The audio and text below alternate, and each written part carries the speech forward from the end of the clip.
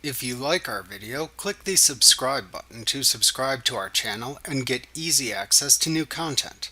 To see our full suite of ad-free video courses and training materials, visit us at teachucomp.com. A process version in the Camera Raw dialog box in Photoshop Elements determines how Photoshop Elements translates your Camera Raw file format. To select a Camera Raw process version in Photoshop Elements, click the Edit button in the toolbar at the right side of the Camera Raw dialog box.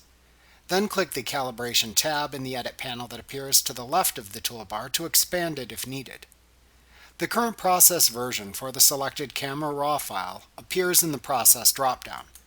The default value is to use the most recent setting.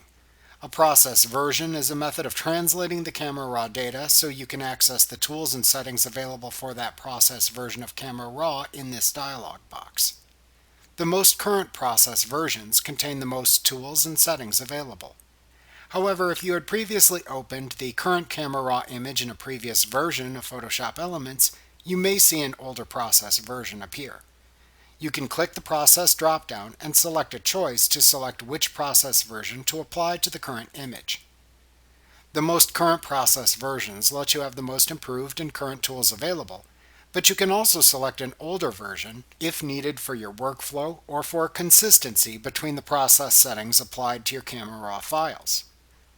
Note that for process settings since version 3 2012, the highlights, shadows, and white sliders within the Basic tab replace the previous recovery, fill light, and brightness sliders from previous versions.